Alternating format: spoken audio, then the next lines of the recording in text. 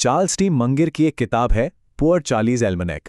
अब नाम सुनकर लगेगा कि यह सिर्फ इन्वेस्टिंग के बारे में होगी, है ना? लेकिन यह किताब उससे कहीं कहीं ज्यादा है। तो चलिए इस कमाल की किताब के पन्ने पलटते हैं और देखते हैं कि इसमें तर्कसंगतता, अलग अलग सब्जेक्ट से सीखने और लाइफ लॉन्ग लर्निंग का कौन सा खजाना छिपा है। और देखिए, ये सिर्फ कहने की बात नहीं है, ये किताब सच में एक मास्टर क्लास है। किस चीज़ में? रैशनल थिंकिंग, मतलब तर्क के साथ सोचना, अलग अलग फील्ड से आइडियाज़ लेना और हाँ, जिंदगी भर सीखते रहना।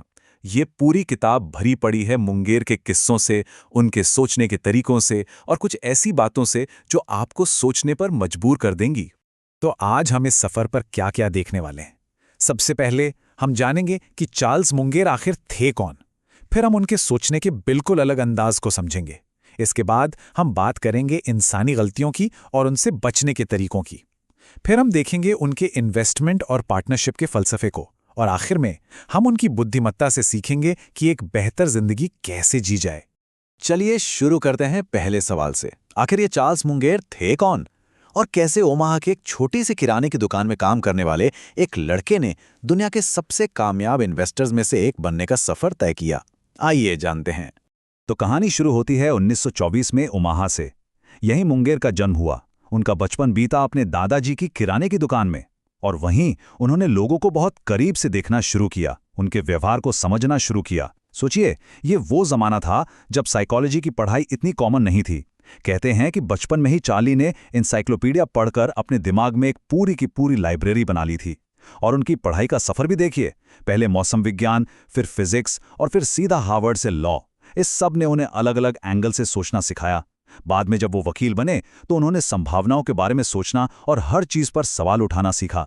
और यही आदतें, यही स्किल्स बाद में उनकी इन्वेस्टिंग की दुनिया में सबसे बड़ा हथियार बनी।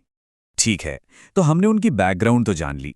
अब आते हैं उस चीज पर जो मुंगेर को सच में सबसे अलग बनाती है, और वो है उनका सोचने का तरीका। मुंगेर एक कॉन्सेप्ट के बहुत बड़े फैन थे, जिसे वो कहते थे संसारिक ज्ञान या वर्ल्डली विजडम। इसका मतलब क्या है? सिंपल शब्दों में अलग अलग सब्जेक्ट से बड़े बड़े आइडियाज उधार लेना और उन्हें मिलाकर देखना।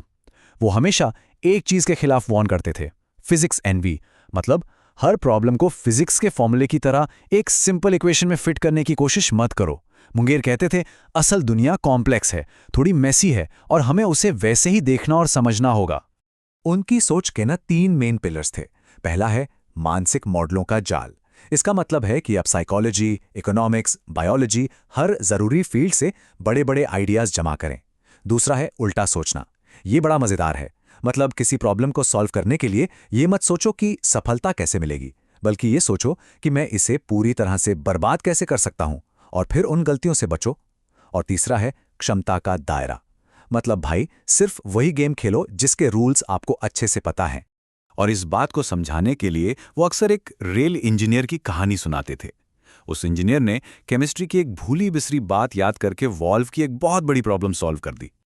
ये एकदम परफेक्ट एग्जाम्पल है इस बात का कि जब अलग अलग फील्ड्स का ज्ञान आपस में मिलता है तो कैसे कमाल के सॉल्यूशन निकलते हैं।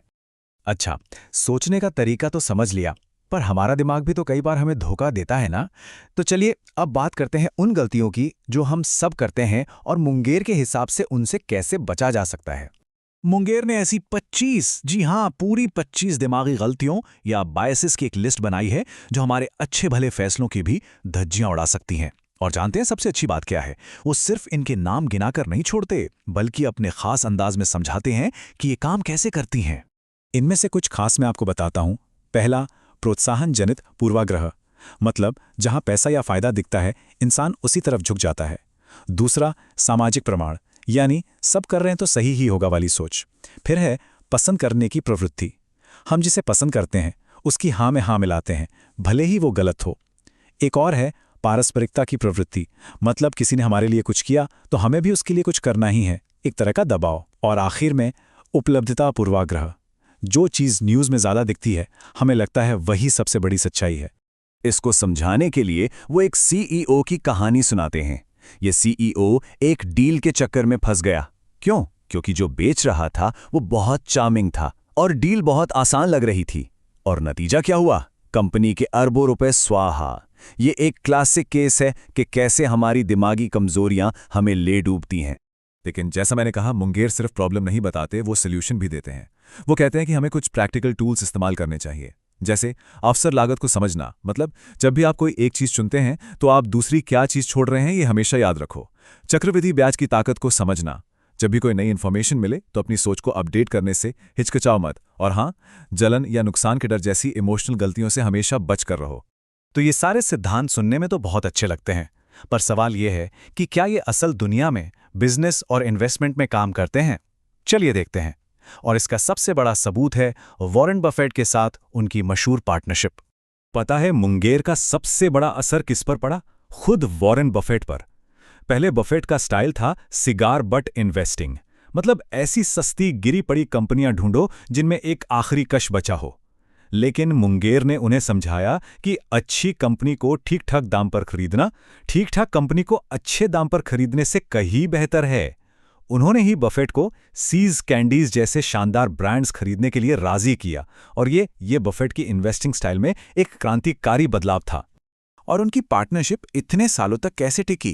क्योंकि उनकी नींव कुछ बहुत मजबूत उसूलों पर थी, जैसे कि सब्र रखना, हमेशा ईमानदार रहना, और मार्केट में जो भी नया फैशन या ट्रेंड चल रहा हो उसके पीछे पागलों की तरह नहीं भागना। मुंगेर हमेशा एक बात कहते थे कि किसी कंपनी का कल्चर, उसकी वैल्यूज किसी भी स्प्रेडशीट के नंबरों से ज्यादा लंबे समय तक टिकती हैं। और अब आते हैं आखिरी हिस्से पर, क्योंकि मुंगेर की बातें सिर्फ पैसे या इन्वेस्टमेंट तक सीमित नहीं थीं। चलिए अब देखते हैं जिंदगी जीने को लेकर उनका क्या फलसफा था। यूएससी लॉ स्कूल में उन्होंने ग्रेजुएट्स को एक स्पीच दी थी जिसमें उन्होंने अपनी पूरी जिंदगी का निचोड़ कुछ पॉइंट्स में बता दिया। वो कहते हैं, सबसे पहले आप जो भी जिंदगी में चाहते हैं उसके हकदार बनिए, उसे डिजर्व कीजिए। दूसरा, अपने लाइफ पार्टनर और बिजनेस पार्टनर बहुत बहुत समझदारी से चुनिए। तीसरा, पढ़ना कभी मत छोड़िए, हमेशा पढ़ते रहिए। चौथा, जलन से बचिए, ये बहुत जहरीली चीज है। और पांचवा, अपनी सेहत का ध्यान रखिए, क्योंकि अगर सेहत नहीं है तो दुनिया की कोई दौलत किसी काम की नहीं। तो एक सवाल मन में आता है, इतने साल हो गए पर आज भी ये किताब इतनी जरूरी और रेलेवेंट क्यों लगती है? इसका जवाब यह है कि ये किताब असल में पैसे के बारे में है ही नहीं, ये सोचने के बारे में है। इसके जो सबक हैं, जैसे मेंटल मॉडल्स का इस्तेमाल करना, अपनी दिमागी कमजोरियों को पहचानना, अलग अलग फील्ड से सीखना, ये असल में ऐसे टूल्स हैं, ऐसे औजार हैं जिनसे हम किसी भी कॉम्प्लेक्स प्रॉब्लम को समझ सकते हैं। चाहे वो आज के ज़माने की एआई एथिक्स की डिबेट हो या कोई नया प्रोडक्ट डिज़ाइन करना हो। और आखिर में मुंगेर हम सबके लिए एक बहुत ही पावरफुल मैसेज छोड़कर गए हैं। वो कहते हैं, असली ज्ञान स्कूल से नहीं मिलता, वो मिलता है जिंदगी जीने से और उस पर गहराई से सोचने से। तो बस जिंदगी को पूरी तरह से जिएं और गहराई से सोचें।